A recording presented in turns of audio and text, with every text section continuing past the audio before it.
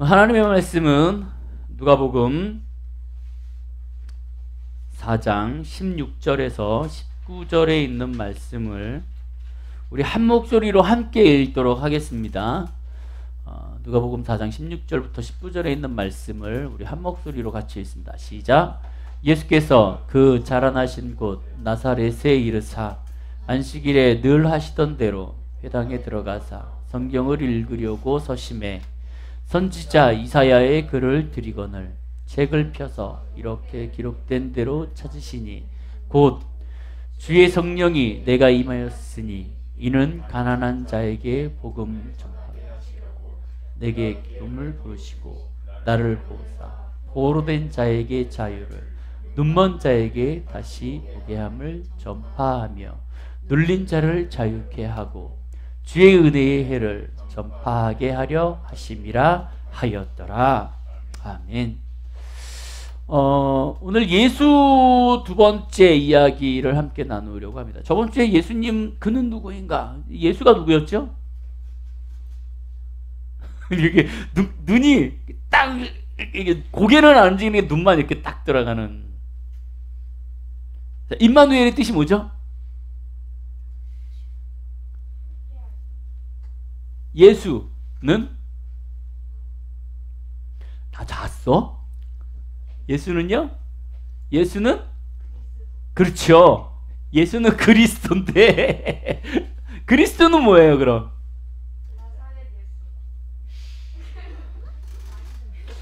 시연아 시연아 네가 좀 똑똑해 보인다. 자, 나사렛 예수는 뭐야? 머리를 쥐어 짜지는 마. 자, 나사렛이 지명 이름이죠. 차마 내가 안성도님한테 물어볼 수는 없고 기억하실래나요? 나사렛이 뭐였죠? 기억 안 나세요?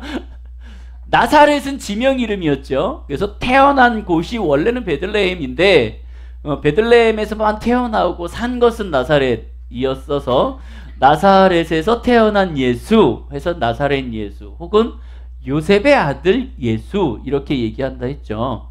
그러면 예수는 뭐예요? 나를 구원할 자. 그죠? 그래서 그 뒤에 따라붙는 그리스도가 히브리어 성경 언어로 메시아. 그래서 메시아, 구원하실 분, 예수 그리스도를 표현한다고 얘기했습니다. 임마누엘은 그가 우리와 함께 하신다. 동행이라고 얘기를 했어요. 기억하셔야 돼요. 이제 동행은 좀 본인이 동행했어요. 아셨죠? 본인이 동행했잖아요. 그랬죠. 예수께서 그래서 이 땅에 오셨고 예수께서 우리를 위하여서 이렇게 지내신 것들에 대한 예수는 누구인가에 대해서 했었습니다. 자, 두 번째 이야기로 그러면 예수님은 왜 이곳에 오셨을까? 예수님은 왜 이곳에 오셨고 뭘 하셨을까? 라는 것들을 한번 살펴보도록 하겠습니다. 예수께서 언제 태어나셨다고요? 2000년 초반에 2000년 초반에? 2000년 전 초반에 태어나서 2021년 전 초반에 태어나셨죠. 예수님의 생일이 25일이라고 우리는 크리스마스를 지냅니다. 근데 왜 크리스마스를 지낸다 그랬죠 그때? 눈이 자꾸 이렇게 아래로 떨구지 마.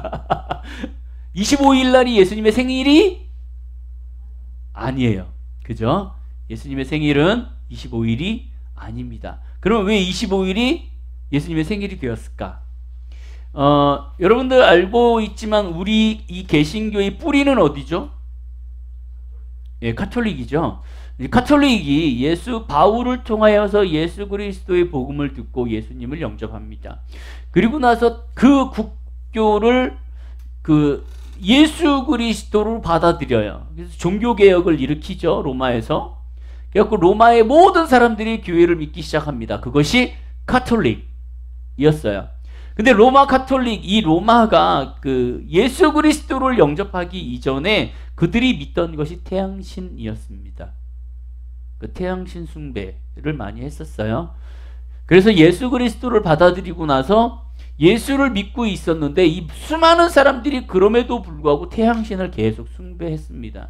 근데 가장 태양신을 숭배하고 가장 큰 축제가 있었던 날이 언제냐면 12월 25일이었어요. 그래서 이들이 생각합니다. 어떻게 하면 이 성탄, 그 태양신 숭배하는 날을 어떻게 하면 좀 이렇게 희석될 수 있을까, 없앨 수 있을까를 고민을 하다가, 그러면 예수님의 탄생을 좀 땡기자, 혹은 미루자. 그 전후니까 어차피 그거 꼭 그날 해야 되냐, 좀 땡겨서 그 예수님의 그 태어나심으로 인하여서 태양신 숭배하는 거를 좀 없애보자 라는 취지에서 25일을 성탄절로 지정을 했습니다. 그렇게 해서 크리스마스 성탄절이 됐어요. 25일 다음 주가 예수님의 생신이죠. 예수님 생신 때 우리 또 케이크를 해서 2021개를 꽂기는 좀 그러니까 21개만 할까요? 네? 2021 내년이 2잖아요. 오, 좋아요. 케이크 2021을 해서 예수님 성탄절 때 이렇게 하면 괜찮을 것 같아요. 뭐 헌신하는 자가 있으면 하시고 아니면 기도로서 그렇게 하나님께서 말씀하신 대로 예수님께서는 이 땅에 오셨습니다. 이 땅에 오셔서 예수님께서는 30년 동안 그냥 평범하게 자라셨어요. 목수의 아들로 평범하게 자라셨습니다. 근데 오늘 말씀을 보니까는 예수님께서 평범하게만은 자라신 것 같지 않아요. 예수님께서 어리셨을 때 수많은 활동을 하시고 또 아버지 밑에서 하시고 그리고 또 1년에 3번씩 베들레헴에 가서 성전에 가서 예배를 드릴 때도 유독 독특한 분이셨어요. 선지자들과 거기에 있는 지도자들을 모아놓고 어린 나이에 말씀을 풀어주시는, 그죠? 쉽게 해서 우리 이 피아노 반주자 같은 나이에 갑자기 교회 쑥 들어와갖고 막 하고 있는데 전도사들이 쫙 있어. 그래서 전도사들이 막 성경을 갖고 하는데 몰라? 그러더니 성경에 대해서 막 풀어주는. 그래서 이 전도사들이 깜짝 놀라는 그런 수많은 일들을 예수님께서는 해오셨어요. 오늘 여기 말씀을 보니까는 이렇게 되어 있습니다. 예수께서 그 자라나신 곳 나사렛에 이르사 안식일이 늘 하시던 대로 회당에 들어가사 성경을 읽으려고 했다. 회당에 들어가서 뭘 해요? 예수님은 늘 성경을 읽으셨어요. 오늘 예수님께서 이 땅에 오신 이유 그리고 이 땅에서 하신 일이 무엇인지 여기에 다 축약되어 있습니다. 뭐냐면 예수님께서 이렇게 되어 있어요. 선지자 이사야를 그리거늘 책을 펴서 이렇게 기록된 데를 찾으시니 곧 주의 성령이 내게 임하였으니 이는 가난한 자에게 복음을 전하게 하려고 그리고 내게 기름 부으시고 나를 보내사 포로된 자에게 자유를 눈먼 자에게 다시 보게 함을 전파하며 눌린 자를 자유케 하려고 그리고 주의 은혜의 해를 전파하게 하려 하신다라고 되어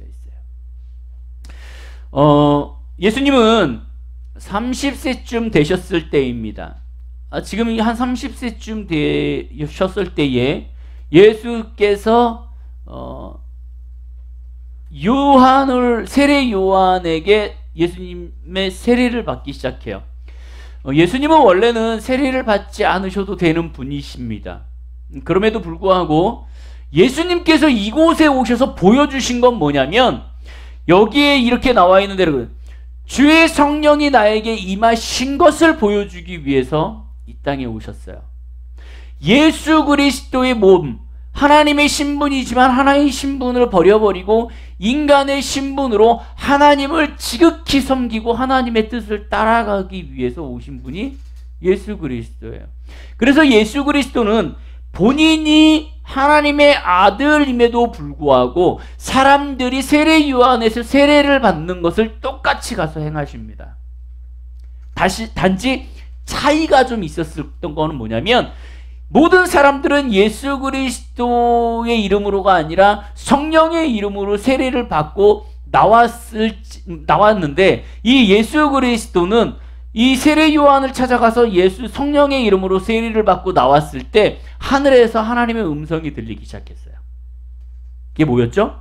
이는 내 사랑하는 아들이라. 그렇게 해서 온 사람들에게, 모든 사람들에게 예수 그리스도가 하나님의 아들임을 선포하셨습니다.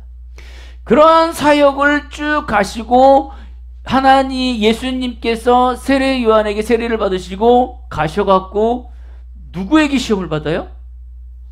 네, 사탄에게 시험을 받죠. 40일 동안 광야에서 시험을 받습니다. 시험을 당합니다. 금식을 하시고 나서 40일 금식 기도를 하시고 나중에 시험을 받으시죠. 이 과정도 똑같아요. 인간이라는 사람이 어둠의 영들과 맞닥뜨렸을 때, 연약할 때 받을 수 있는 시험, 어려움, 공격을 얘기합니다. 그러니까 여러분들이 심령이 약하고 혹은 하나님 앞에서 우리의 모습이, 우리의 육신이, 우리의 마음이 약해지고 하나님과 거리가 멀어지기 시작하면 동일하게 사단들이 우리에게 와갖고 동일하게 얘기해요. 교회 오기 귀찮지? 괜찮아, 쉬어도 돼. 아유, 뭐 니 하나 안 간다고 그 짓이 하나? 뭐 하나 안 온다고 누가 여기서 눈이나 깜빡하겠어? 자꾸 꼬시는 거죠. 근데 중요한 건 여기에서 하나를 딱 넘어가면, 그러면 이번 주에 내가 안 갔기 때문에 다음 주 가고 싶어 하는 마음이 생기냐? 아니요. 맞죠? 그래, 안 갔구나. 아유, 어차피 안 간 거 뭐 잊혀져. 이렇게 되는 거죠. 오늘 하나님의 말씀을 한번 이렇게 쭉 풀어보도록 하겠습니다. 하나님이 이 땅에 오신 이유, 그리고 하나님이 이 땅에서 하신 일이 무엇이냐면, 제일 첫 번째, 가난한 자에게 복음을 전하려고 오셨어요. 성령이 16절 여기 18절에 보면 주의 성령이 하나님 예수님에게 임하입니다.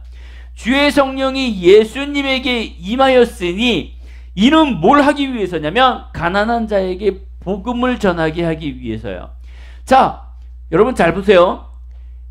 여기 나세렛이라는 동네가 어떤 동네냐면요, 이 시대적 배경을 보면 약간 빈민촌이에요. 돈도 없어, 배운 것도 없어, 힘들어, 이런 곳. 그러니까 예수님은 어디서 생활하셨냐면 이 빈민촌에서 생활하셨어요. 19절에 보니까는 20절, 21절에 보니까는 이렇게 20절에 보니까 책을 덮어 이 맡은 자에게 주어 앉으시니 세상에 있는 자들이 다 주목하여 보더라. 그리고 이에 예수께서 그들에게 말씀하시되 이 글을 내게 응하였으리라 하시니라. 그리고 뒤에 뭐라 그러냐면 저 사람이 나사렛에서 태어난 사람 아니냐라고 얘기해요. 그러니까 쉽게 얘기해 보세요. 저번 주에 제가 얘기했죠. 나사렛에서 태어난 사람이 어떻게 선할 수 있냐? 뭐냐면, 야, 개천에서 용이 날 수 있어? 라고 얘기하는 거랑 같아요. 나사렛에서 어떻게 저런 사람이 나올 수 있어? 어떻게 저렇게 할 수 있어? 라고 무시하기 시작하는 대목 중에 하나예요. 뭐냐면 그만큼 여기 나사렛은 빈민촌이었어요. 즉 예수께서 뭐라고 얘기하시냐면 이 나사렛 예수, 나사렛에서 가갖고 예수께서 이 하나님의 말씀을 증거하시면서 여기 보니까는 뭐라고 되어 있냐면요, 이렇게 되어 있어요. 오늘 이 말씀이 여기에서 이루어질 것이다 라고 되어 있어요. 오늘. 자, 여러분 보세요. 하나님의 말씀을 가지고 이 하나님의 복음을 예수 그리스도가 우리에게 딱 증거했을 때 여기 보면은 귀 있는 사람들은 거기에서 응할 것이다. 귀 있는 사람들은 하나님 앞에 나아갈 것이다. 귀 있는 사람들은 예수를 믿을 것이다 라고 되어 있어요. 21절에 보니 여기 보니까 이에 예수께서 그들에게 말씀하시되 이 글이 언제요? 오늘 너희 귀에 응하였다. 너희 귀에 들렸다 라는 얘기는 뭐냐면 내가 이 말씀을 듣는 이 순간 우리는 가난한 자에게 복음을 전하는 그 가난함에서 우리는 벗어날 수 있다라고 얘기하고 계시는 거예요. 정리하면 예수 그리스도가 이 땅에 와서 제일 먼저 하신 것은 하나님의 말씀을 증거하신 건데, 그 하나님의 말씀을 우리가 들을 때 내가 그거를 받아들이는 순간 우리는 변화될 수 있다. 근데 여기 뭐라 그래요? 귀 있는 자들만. 이게 무슨 얘기일까? 귀 있는 자들. 귀가 없어? 왜요? 하나님의 말씀을 이렇게 전하잖아요. 전하면 굳이고 이 얘기를 너무 열심히 하는데도 불구하고 못 알아들어요. 근데 이 사람이 1년, 2년, 3년 지나다가 어느 순간 이 말씀을 딱 깨닫게 됩니다. 그게 뭐냐면 귀 있는 자예요. 우리는 귀가 있음에도 불구하고 이 귀를 자꾸 닫아요. 그래서 하나님의 말씀이 우리 안에 우리한테 계속 얘기를 하는데도 불구하고 우리는 이것을 닫고 살아요. 여러분들은 그렇지 않으셨으면 좋겠어요. 오늘 하나님의 말씀이 여러분들에게 응하셨으면 좋겠습니다. 여러분들이 오늘 하나님의 말씀이 여러분들에게 나타나셨으면 좋겠고, 그것이 그대로 응답으로 돌아가셨으면 좋겠어요. 그 첫 번째로 하나님의 가난한 자에게 복음을 전하신 것처럼 여러분들의 그 복음이 여러분들의 삶을 바꾸길 주님의 이름으로 축원드립니다. 그리고 뭐라고 얘기냐면, 두 번째, 포로된 자에게 자유를 주신다고 해요. 저희도 이렇게 포로된 적이 있죠. 예전에 포로된 적이 있죠. 그 포로된 적이 있었던 그 삶에서 자유를 누릴 수 있는 것. 6.25 사변 때 이제 포로로 되었던 사람들의 얘기를 하신 적이 있어요. 추운 겨울에 함경도 포로 수용소에서 천막에 모든 사람들이 모여 있었답니다. 근데 거기에 이렇게 쇠사슬로 묶여가지고요, 전봇대 같은 거를 쭉 길게 하나를 놓고요, 거기에 머리를 비고 다들 묶여서 잠을 잤대요. 추운 겨울에. 그러다가 거기에 이제 이렇게 관리하는 사람들이 발로 이 전봇대를 빵 찬답니다. 그럼 이게 어떻게 돼요? 울려갖고 머리를 막 뒤흔드는 거죠. 그러면 그때 일어나갖고 추운 날 가갖고 또 밥을 얻어 먹으려고 이렇게 줄을 서고. 근데 그때 뭐를 보았냐면요, 이 밥을 얻어 먹고 이 배식을 받아갖고 먹는데 이 밑에 이렇게 많이 떨어지잖아요. 많이 그 밥풀들이 떨어지는데 이 철조망 밖에서 쥐들이 이 철조망 밑으로 와서 그것을 먹고 돌아가는 것들을 봤대요. 그러면서 이 사람이 그런 얘기를 했대요. 나도 저렇게 쥐처럼 철조망 밑으로 왔다 갔다 할 수 있었으면 얼마나 좋을까. 나도 자유를 누릴 수 있으면 얼마나 좋을까 라는 생각을 하면서 지냈다 그래요. 여러분, 우리는 태어났을 때부터 포로된 자예요. 누구한테 포로요? 누구? 사탄한테. 그렇기 때문에 예수 그리스도께서 이 땅에서 하신 일은 뭐냐면, 우리가 예수 그리스도를 통하여서 그 사단들, 포로된 것에서 벗어날 수 있게 예수님께서는 해주셨습니다. 그래서 여기 계속 그렇게 나오죠. 가난한 자에게 복음을 전하게 하시려고 내게 기름 부시고 나를 보내사 포로된 자에게 자유를. 눈먼 자에게는 뭐예요? 눈먼 자에게. 바울이라는 사람이 예수님을 정말 잘 믿었어요. 바울이라는 사람은 하나님의 이 율법을 배웠고 예수 그리스도를 배웠어요. 예수 그리스도를 배운 게 아니라 메시아에 대해서 배웠어요. 그럼에도 불구하고 바울은 그거를 제대로 보지 못했어요. 그래서 계속 예수 그리스도의 제자들을 핍박했습니다. 이걸 뭐라 그러냐면 눈먼 자라 얘기해요. 우리가 봐야 할 것을 보지 못하고 우리가 인지해야 될 것을 인지하지 못하는 자들. 그래서 예수 그리스도, 하나님께서 바울을 그 눈에 있는 것들을 베껴주심으로 인하여서 참된 것을 바라볼 수 있게 되잖아요. 우리는 살면서 어떤 걸 바라보고 사냐면 세상을 바라보고 삽니다. 왜냐하면 우리는 세상의 안경을 끼고 살아요. 세상의 안경을 쓰고 살기 때문에 우리는 이 예수 그리스도의 삶으로 들어왔을 때 그 세상의 안경 때문에 하나님을 제대로 인지하지 못합니다. 하나님을 우리는 받아들이지 못해요. 우리의 머릿속으로 그것을 받아들이지 못해요. 그렇기 때문에 여러분들은 이 삶을 우리는 영위할 수 있고 계속 이끌어가기 위해서는 우리는 눈먼 자는 되지 말아야 돼요. 그래서 예수 그리스도가 이 땅에 오셔갖고 하신 일이 또 뭐냐면 우리에게 그 눈먼 것들을 벗어버리게 그렇게 하시기 위해서 오셨습니다. 그리고 억눌린 자에게 자유를. 뭐가 억눌려요? 여러분 저번 주에 제가 그런 말씀을 드렸어요. 억눌린다라는 것, 심령이 가난한 것 얘기했죠? 심령이 가난한 건 뭐라 그랬어요? 괴로운 거, 힘든 거, 좌절스러운 거, 이렇게 눌린 자들, 심령이 꾹 눌려있는 자들, 이 눌려있는 자들에게 자유를 주기 위해서 하나님은 오셨습니다. 그래서 복음을 통하여서 계속적으로 이스라엘 백성들에게 그 심령을 하나님 앞에 갖고 나오기를 얘기해요. 그리고 마지막에는 하나님께서 이렇게 얘기하십니다. 여기 보니까는 19절에 주의 은혜의 해를 전파하게 하려 합니다 라고. 자, 그러면 주의 은혜의 해는 뭘까? 주의 은혜의 해.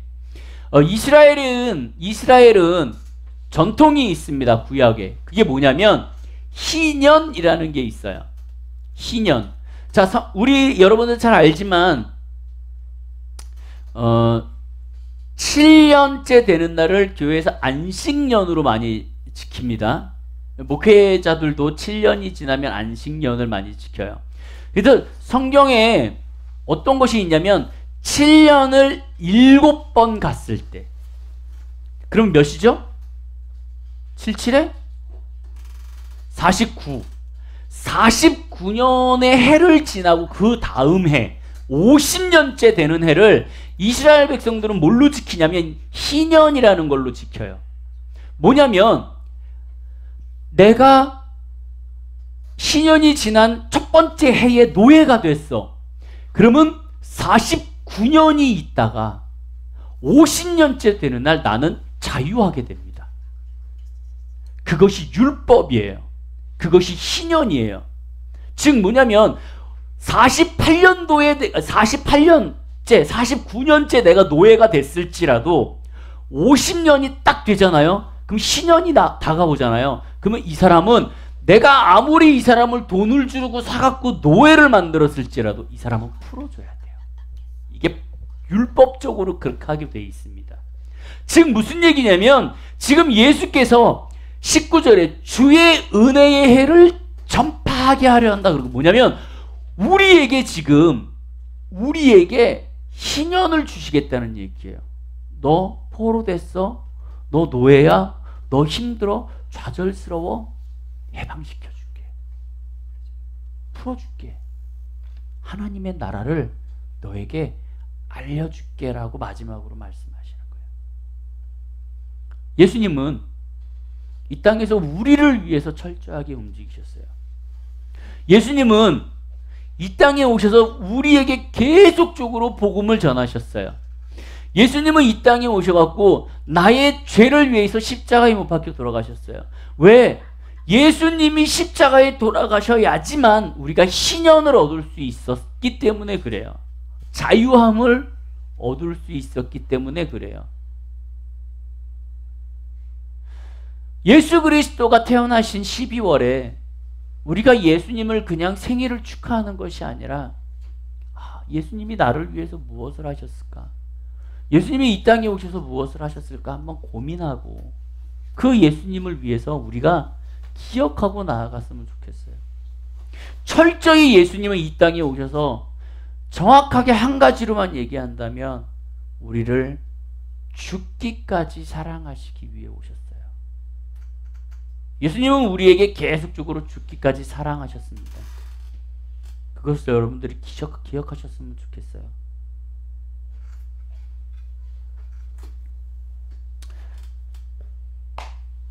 어떤 그 범죄자가 있었다고 합니다. 영국과 오스트레일리아에서 양쪽 나라에서 약 40년 동안 노예 생활을 하셨대요. 노예 생활을 했대요. 근데 이 사람이 얼마만큼 독종이냐면 아무리 때리고 아무리 훈련을 시키고 아무리 고통을 줘도 변화되지 않더래요. 독방에 집어넣고 별짓을 다 해도 이 사람은 정말 조금도 변화되지 않더래요. 40년 동안 가장 악독한 사람으로 유명한 사람이었다고 해요. 이 사람이 40년 후에 이제 교도소에서 나오는데 사람들이 다 그랬답니다. 얘 또 들어와. 이 40년 동안 감방에서 산 이유도 나가면 또 들어오고 나가면 또 들어오고 이래서 40년을 살았대요. 근데 이 사람이 40년 후에 감옥에서 나와서 밖에 나가갖고 있다가 이 보호관찰 하는 곳에 가서 보호관찰을 하는데 그 보호관찰소가 크리스찬들, 기독교에서 운영하는 곳이었다 그래요. 그 사람이 거기에 들어가고 보호관찰을 받다가 우연히 하나님의 말씀을 접하고 하나님의 복음을 들었다고 해요. 그리고 나서 그 자리에서 세례를 받고 기도를 하고 회개를 하는 순간 그분의 말에 의하면 그래요. 온몸이 불타오르듯이 너무나 자기의 몸이 뜨거워지고 자기의 몸과 몸에서 변화가 생기더래요. 그 순간 이 사람이 삶이 변하기 시작했습니다. 그러면서 그 교도소에서 나오고 나서 18년 동안 하나님의 복음만 전하는 사람이 됐어요. 그것이 마지막에 이 사람이 그렇게 합니다. 어떻게 40년 동안 하나님의 그 감방에서 그렇게 모진 고통과 어려움과 훈련을 받았음에도 불구하고 변화되지 않았던 당신이 어떻게 그 예수 그리스도를 만남으로 인해서 변화될 수 있습니까? 라고 얘기했을 때 그 사람이 그런 말을 했다 그래요. 성령님만이 하실 수 있습니다. 예수님만이 하실 수 있습니다.